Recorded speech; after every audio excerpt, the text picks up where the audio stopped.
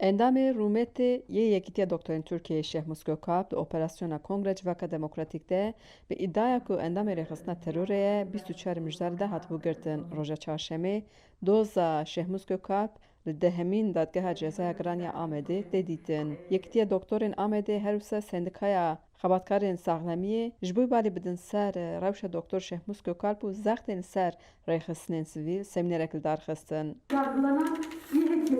Nûnera doktorên Amedê Elîf Duran got yên ku di şexsê Gökalp de tê darizandin rêxistinên sivîlên ji ber ku ew hemî şahidên Doktor Şehmuz Gökalpin ku Şehmuz jiyana xwe ji bo sihet û silameta aştiya civakê serf kiriye. Endamê Rûmetê yê Yekîtiya Doktorên Tirkiyeyê Özkan Öner jî îfade kir ku armanca hukûqê edaletê li Tirkiyeyê hukûqnema ye. Seroka Yekîtiya Doktorên Tirkiyeyê Şebnem Korur Fincan jî axivî û got ev hola ku semîner lê dikin navê wê hola Tahîr Elçî ye ku wî ciyana xwe rêya aştî û edaletê de winda kir û hate qetilkirin.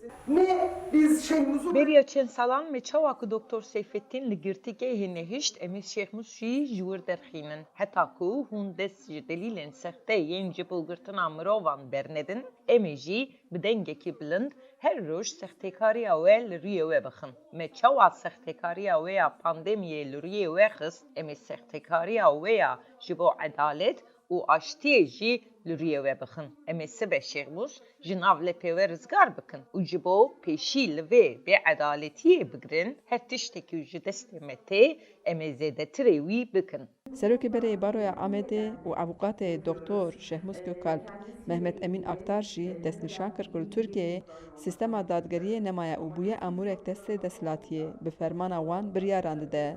Armanca ve forme de şahse Doktor Şemuz Gökalp'ta odeyn peşeyi saziyen peşesaz yani mecniki yacı saziye sivil deselerari go bandori da eser var. Nunere wan zulme dike wan da girtine wan kriminalize dike am balbikşin veya o rastiye je kada ve giştiran mecniki go rasti evet bu çi nuneren saziye peşesaza oden bejin bişişka ya bejin baroya jibu çid beni bandora hükümet edane o çünkü zulmü zorlu antekirni yani balil veya bakışın bu veya formak ihtiyacı.